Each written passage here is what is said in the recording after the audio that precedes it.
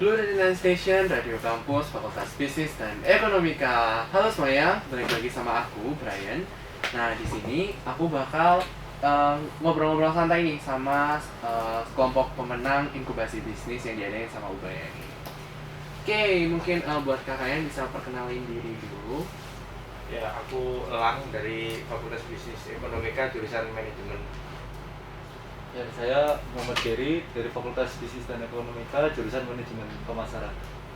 Oke, kalau boleh tahu nih, bisnis yang kakak lagi rintis jalani sekarang ini apa ya?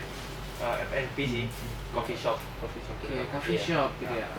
Oke, untuk kalau boleh tahu nama brandnya apa nih? gardenhute.id. Gardenhute.id. Iya. Di balik nama Gardenhute ini ada kayak sejarahnya ya? Kenapa pilih Gardenhute? Iya, ada sih. Karena konsep kita itu dari bangunan-bangunan Jerman. Jadi garden itu kan taman, terus hute itu pokoknya taman bunga lah. Kayak Oh, gitu. teman. Iya. Jadi di tempatnya Jadi- banyak bunga-bunga gitu. Iya, outdoor juga konsep kita. Kalau boleh tahu buat coffee shop sendiri ini udah berdiri dari tahun berapa ya? Dari tahun 2020. 2020, padahal waktu 2020 tuh waktu pandemi kan banyak Ya. yang turun semua gitu. Tapi Iya, kalian dari sekitar- 2020. Iya. Kita sempat tutup juga sih 4 bulan waktu itu.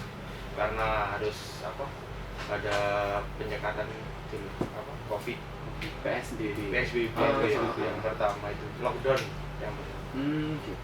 Oke, kalau misalnya boleh tahu nih dari Gardenhute sendiri ada key highlight nggak, kayak misal produk apa nih yang paling best seller dari Gardenhute sendiri? Produk kita sih yang paling menonjol kita tonjolkan sih kopi ya. Terus ada kalau makanannya kita pasti ada signature-nya sendiri. Signature Iya. gitu. Oke, nah tadi sempat disinggung ya kalau misalnya kakak ini pemenang juara 1 lomba inkubasi bisnis. Nah kalau boleh tahu selama lomba inkubasi bisnis ini kayak ngapain aja ya kak? Mungkin bisa dijelasin ya?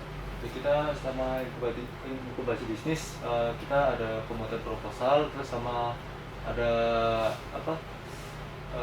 pembuatan video pitch buat nanti pas dipresentasiin, terus sama buat vlog gitu. Sama nanti kita presentasiin hasil produk kita ke Juri. juri gitu. Oke. Nah kalau misalnya boleh tahu lagi nih, Gardenhute sendiri ini apa sih yang menginspirasi kalian buat mendirikan coffee shop Gardenhute ini? Yang pertama sih dulu karena waktu itu kan lockdown Covid ya. Jadi sekolah kan pada libur. Jadi kita juga gabut juga di rumah. Akhirnya kita coba iseng-iseng buat coffee shop kecil-kecilan. Itu kok lama-lama banyak yang suka ya. Terus habis itu lama-lama kita berkembang sih. Iya. Jadi inspirasi awalnya karena kalian bosen di rumah Iya. gitu. Jadi iseng-iseng bikin coffee shop kecil-kecilan gitu. Oke. Selama perjalanan bisnisnya ini pernah mengalami kegagalan atau enggak? Pernah sih, pernah.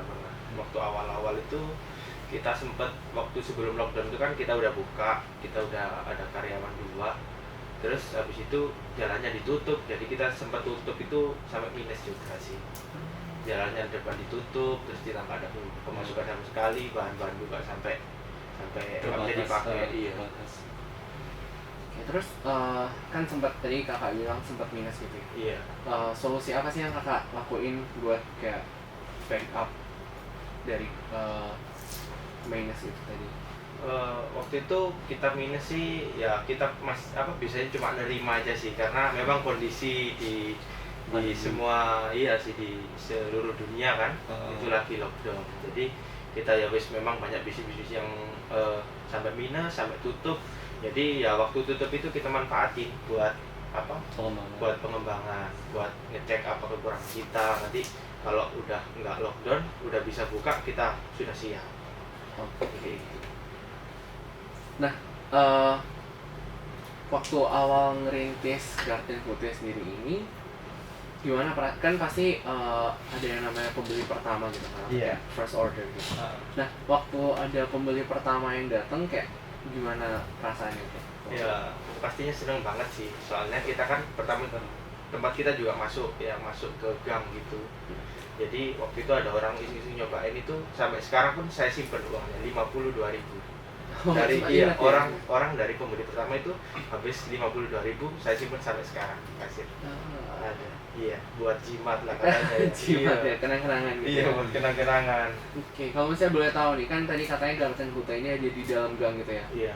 Strategi pemasaran apa yang kalian lakuin kayak biar orang-orang bisa tahu kalau oh di dalam gang itu ada Garten Kute gitu kan? Ya kita dari pemasarannya juga kita menggunakan expander sama flyer buat orang-orang pada tahu lokasi dari garden tersebut.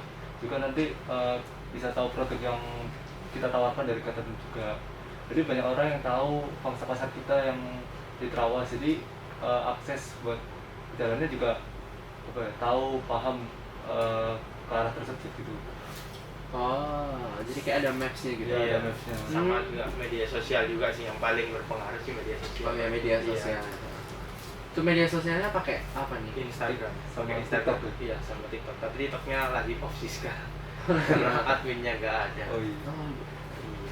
kayak kalau sekarang lewat TikTok kayaknya lebih mending ini ya, kayak lebih apa? Akhir-akhir ini kan TikTok Iya. kayak lebih hits Keren, gitu. Iya. keren. Nah kalau misalnya boleh tahu nih, waktu awal merintis Garten Kute sendiri ini kan pasti perlu modal kan? Iya. Nah untuk modalnya itu modal dari modal pribadi kah atau cari investor kah atau apa? Waktu itu sih kita modal pribadi karena kita pertama buka kafe pun itu juga kayak buat nongkrong-nongkrong sendiri sama temen-temen aja sih. Jadi Oh. cuma kita buat alat-alat manual, gelas-gelas juga kita bawa dari rumah. Jadi yang nongkrong pertama-tama itu ya teman-teman. Terus waktu itu sampai ada orang lain yang nyobain, akhirnya kok malah tambah semakin hari semakin rame. Akhirnya kita putuskan untuk terus kita buat kafe aja gitu.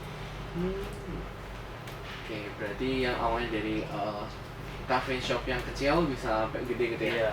Kalau misalnya boleh tahu nih perbedaan jumlah omset waktu awal masih dirilis gitu sama yang kayak sekarang perbedaannya? Kita Iya, jauh sih. pasti lumayan jauh. lumayan. Ya, karena tempat kita juga tambah luas. Oke, kalau misalnya boleh tahu nih di Garten Kute sendiri ada berapa jumlah karyawan? Karyawan sekitar 60 sampai 70 orang. Cuma Iya. Jadi itu tapi 2 shift sih. 2 shift. Jadi satu shiftnya itu sekitar 35 anak. Oke, untuk sekarang ada mitra nggak kayak misalnya ada franchise atau apa gitu? Belum ada sih. Oh belum ada Iya, ya? belum ada. Oke. Masih satu tempat aja. Oke, untuk kedepannya nih kira-kira ada rencana apa sih yang mau dilakuin biar usahanya bisa berekspansi atau bisa lebih gede lagi? Pengembangan juga homestay sama Iya. kita buat jadi tempat wedding atau apa ya, sifat Mungkin kalau coffee shop sih kalau bertahan lama itu mungkin susah ya karena coffee shop kan pasti banyak pesaingnya. Jadi kita nanti rencana ke depan itu nanti kita buat resort. Jadi ada kafe sama peristirahatan juga biar orang itu nggak bakal bosen gitu. juga ada wisatanya juga, nanti ada yang dikembangkan di garden itu. Ada orang bisa berkunjung juga cuma mengenal makanan juga, kita apa orang-orang juga mengenal dari segi apa permainannya juga, jadi bisa have fun sekalian apa refreshing lah ke garden itu. Keren-keren. Oke, kalau misalnya ngomongin tentang ini ya, mau bikin resort gitu-gitu, kan sebenarnya di Trawas ini kan juga banyak lebih apa kalau orang ke Trawas tuh banyaknya kan kayak villa-villa Iya, gitu. betul. Kayak apa yang bikin kalian yakin banget mau bikin resort di Garut ini?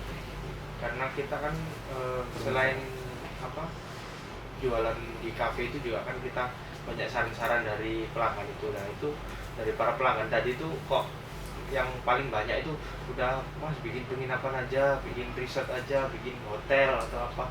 Nanti soalnya view-nya kan kita bagus. Oh, gitu. Iya. Kita jual view juga. Jadi Betul. orang-orang pada kerasan di sana sampai Hmm, sampai apa datang itu dari Surabaya pernah tak tanya itu jam 4 pagi, jam 3 pagi sampai di Trawas itu sunrise gitu. Dari Iya. sana. Oke, untuk pelanggannya sendiri kan makin lama makin banyak. Iya. Nah, pasti ada strategi apa? Customer relationship gitu ya. Nah, apa yang kakak lakuin biar customer ini tetap engage dengan apa? Dengan Garden Kute ini? Kita juga memberikan testimoni kepada pelanggan atau customer, jadi customer tersebut bisa apa ya, menikmati serta memberi review gitu kan, jadi nanti orang-orang nanti kalau sudah suka jadi bisa apa ya, nyebar lah nanti ke teman-temannya, ke keluarganya, jadinya Katenet bisa dikenal banyak orang gitu. Oke. Itu sih engagementnya kalau dari kita. Oke, keren. Nah, gitu ya. Kita tadi udah dengerin beberapa ini ya, informasi yang diberikan dari kakak Gary sama kak Elang nih tentang bisnisnya yang ada di Trawas Garten Hute gitu ya. Nah, buat teman-teman yang bingung nih liburan mau kemana, mungkin teman-teman bisa ke Trawas nih ya, mampir ke Garten Hute terus nyoba dan bisa ketemu sama dua kakak yang keren-keren ini gitu ya. Oke, kalau gitu mungkin segitu dulu buat hari ini. Oke, kalau gitu kami dari Blue 39 Station Blue 39 Station Radio Kampus Fakultas Bisnis dan Ekonomika. Dadah.